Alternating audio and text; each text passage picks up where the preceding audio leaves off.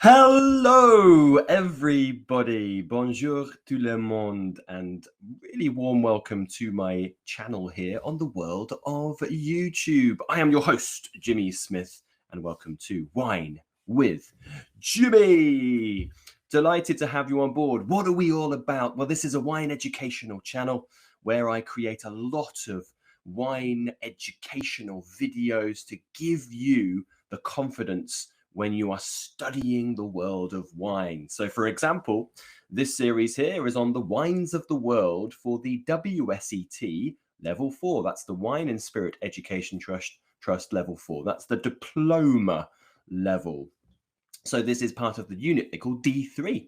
This is on Burgundy, and this is series 3 of many and many. Now, if you have any comments, if you have any questions or concerns, you can get in touch. You can do so by commenting on this video below. And every little helps. So whilst you're down there, please make sure you click like and subscribe as well. So yes, as mentioned, we are looking here at a multi-series part here on Burgundy. We have already previously gone through the introduction and history to Burgundy Chablis. Now this is on the Cote D'Or, the Côte Chalonnaise, the Mâconnais, and this is around the grape growing and winemaking. Series 4 will actually be on the appellations, looking at the specific appellations of all of these areas. And Series 5 will go into other business, AOB may be said. Also, you can get in touch via the social media handles that you see at the bottom of every slide if you are that way inclined. Not everybody is, of course. So here we are. It's not a short series, this one. This is a long war and peace type effort. We have 9 parts of series 3. So parts 1, 2, and 3 will be available as free content on this mystical world of YouTube. Parts 4 through to 9 are exclusive only to my e-learning portal over at www.winewithjimmy, along with many, many other goodies. So please do go and check that out if you want access to those exclusive videos. Here we're looking at the climate of these regions, the Cote d'Or, the Chalonnaise, and the Mâconnais. So let's get stuck in and let's get rocking and rolling. So generally speaking, the climate here from Dijon down to Mâcon is basically a moderate continental climate. And if you take that first city I mentioned, which is Dijon, right at the northern tip of the areas we're looking at here, that actually is around 500 clicks away from the Mediterranean. That's 500 kilometers away. So therefore, we have these typically sort of cold winters and nice warm summers as described by a continental climate. The climate of the Mâconnais, being a lower latitude, is typically warmer than the Cote d'Or and slightly drier due to the influences of mountain ranges like the Massif Central, which sits to the west. So you will find, of course, differences from Dijon to Mâcon in terms of the climate, but broadly they fall into being moderate continental for most seasons throughout the years. One thing about this areas is that we have relatively short summers, and that is due to the continentality of this area. Therefore, we have certain grape varieties which are particularly suited, and these are what we would call early ripening varieties, such as the classics here, of course, of Chardonnay and Pinot Noir. Now, even though the climate is warmer than it has been in previous decades, ripening the challenging and precarious Pinot Noir is still a big feat. So it's a bit of a challenging business here. And a cool vintage for Pinot Noir can indeed lead to underripe tannins, so the non-polymerization of the tannins, which create this astringent green characteristic in the final wine. So therefore, promoting the ripeness of the skins and seeds is, of course, a major priority for the growers of the region, as one would expect. A little bit on the rainfall here. So we have a picture of the Morvan Hills, and in fact, here is a map of the Morvan Hills to the left-hand side, which has been superimposed. So it's a map of the Morvan on a picture of the Morvan Hills, as you will see. Now, the Morvan Hill range sits to the west of Burgundy. Thinking back to those maps I've shown on previous presentations, where Burgundy kind of looks like the shape of Africa. Okay, so it has that sort of northwesterly part that juts out, which really has the city of Auxerre and Chablis, the Yonne department, all that kind of area. So that means there's this kind of gap below that. What fits in that gap is this map of on the left-hand side of the Morvan Hills. So you basically have this collection of hills which sits to the west, which offers some protection against the rainfall which comes from the westerly wind. Of course, this is the effect of the Gulf Stream. So there is some protection there, but the average rainfall across these areas is still relatively high, just above average, at about 700 millimeters per year. So, of course, we're going to be discussing the impact of excessive rainfall and water in this area just in a little while. Early autumn is typically dry, but there can be the threat of rainfall around harvest time, but it's typically dry in that area. So there you are. So just so you have a little bit of understanding really of the landscape and how it affects the climate. And of course, here there are many factors that influence the potential quality of individual sites, your climats or your lieux dits, as they are called. And these are, of course, things like aspect, altitude, the degree of the slope, the type of geology, all the things that you know are a major factor in terms of microclimatic conditions of certain sites. Now, due to its quite northerly location, the vineyard site, and also the particular weather of each vintage is quite important for both yield and quality. All of those things are really quite important. The variability, therefore, of weather within a given climate here from year to year leads to marked vintage variation. Of course, we know this. In areas which are more marginal, which are more moderate, and even the ones that are cooler will have that impact of weather.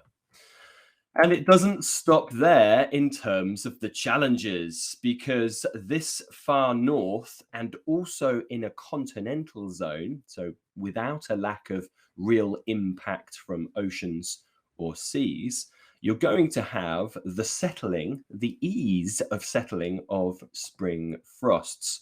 So they can be a real challenge, and they can be severe as well.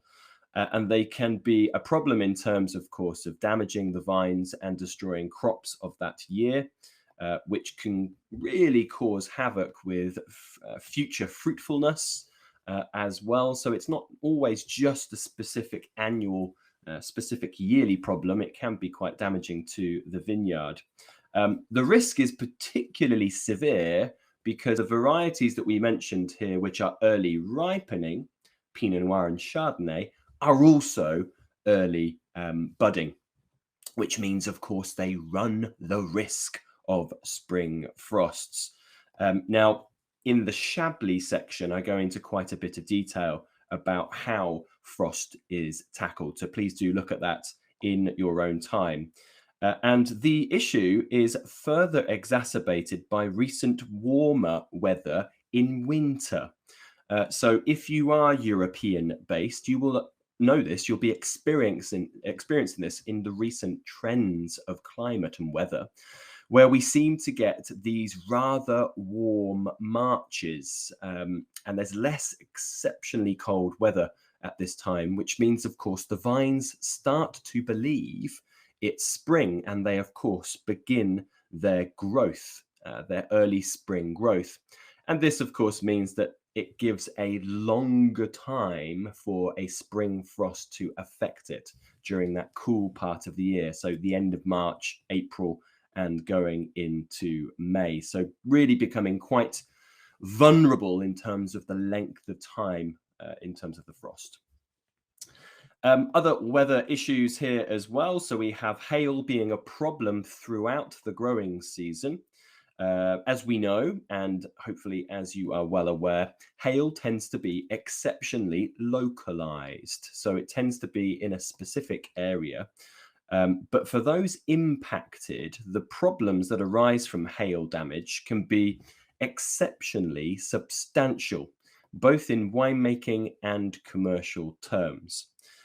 Villages in places like the Cote D'Or, so specifically Volnay and Pommard, are particularly targeted by whoever above, and I don't know if it's spiritual or religious or it just is what it is, but they seem to be targeting those villages of Volnay and Pommard, very sadly, specifically between the years of 2012 to 2015. So this is, of course, around April and May often, and that early damage can really lead to a reduction in yields, or in extreme cases, a complete loss of the crop, of course, which is very impactful in the area. And then, of course, hail can continue into summer and, of course, into autumn during the whole growth season. And hail later in the season will lead to fruit damage, particularly to those that are exposed grapes, so that haven't have a big canopy. And that's commonly done to create aeration. We de-leaf to make sure that air flows quite nicely through the vineyard to reduce the risk of mildew. But you are therefore losing a natural protective layer that the vine produces for the grapes, which means that if hail hits, it can hit those grapes dead on. And that, of course, can cause a lot of issues. Now, unless extra care is taken to eliminate the damaged berries, there's going to be a risk of grey rot entering the wine and tainting that wine. So an issue with hail-affected vineyards towards the end of the year is that you need heavy sorting, both in the vineyard and on the sorting tables going into the winery, which means more time, more selection, less of a crop, less volume. And this is, of course, going to be impactful on the cost. And there you are. There's some of the ways of really sort of tackling hail, as we mentioned. There's a sorting table, which have become a real critical piece of mechanization to alleviate those problems. And also another way is hail netting. Now, it hasn't always been permitted, and it wasn't permitted in Burgundy because it was thought to create too much shade and also appear an inauthentic part of the landscape. It didn't look right. The aesthetic wasn't right. So yes, that was the case in the past, but it has been permitted since June 2018 because hail, the problem of it is far too serious. And then, of course, the extreme, bringing in science, bringing in maybe some far-fetched notion, but this is the new method, and this is really where we seed the thunderclouds with silver iodide, and that's to induce precipitation instead of the big hailstones. So this is called cloud seeding, and there is a diagram of it just here. Typically, it's rockets. So we have these rockets that shoot these iodide rockets or flares into the clouds from the ground. There are also airplanes that can be used as well. And the hope is, of course, that it's not then precipitated as a solid, but as a liquid. So quite modern, I suppose, just shooting these rockets into the air. Further problems here. We know that rain, because of that, about 700 millimeters of rain and some protection from the Morven Hills, we're still going to get rainfall being an issue, specifically if it falls at the wrong time. Early in the growing season, it can disrupt flowering and fruit set, and that leads to a reduction in yield and eventually leading to uneven ripening. And then during the growing season, of course, going into summer, this is where we tend to get more warmth, and this is where we tend to get more of a threat of mildew, as we are aware. And then too much before harvest, so in September, October, can lead to dilution by the uptake of the grapevine and also increase the chances of things like bunch rot, for example. And then the opposite of that, because we can find this as well as an issue, and this is drought. So conversely, drought stress has also presented a problem in recent vintages due to climate change, where hot, dry summers have caused berries to shrivel and sometimes caused vines to shut down completely in the act of blocking. So this is to stop really sugar production in the berries. So that halts ripening. Now, since irrigation here is not permitted, water stress is actually an ongoing concern, certainly in very hot, dry vintages such as 2015. Vineyards that have higher percentages of clay are much better to cope with the water stress, and that's due to that geology where clay, of course, does absorb water much better. They have much better water retaining properties. So that brings me to the end of this rather longer first video on climate here on the Cote D'Or, the Chalonnaise and the Mâconnais. I hope you have enjoyed it. As always, if you have any burning questions, any concerns, or anything at all you want to get in touch with, please pop that in the comments section below this video. Make sure you click like, make sure you click subscribe, and you can use the social media. Please do follow me on the world of Instagram, for example, at Wine with Jimmy. And please remember, part 2 is available as free content, as is part 3, but any parts after that, that's 4 through to 9, will only be available on my e-learning portal. That's www.winewithjimmy.com. It's been delightful. Thank you so much for stopping by.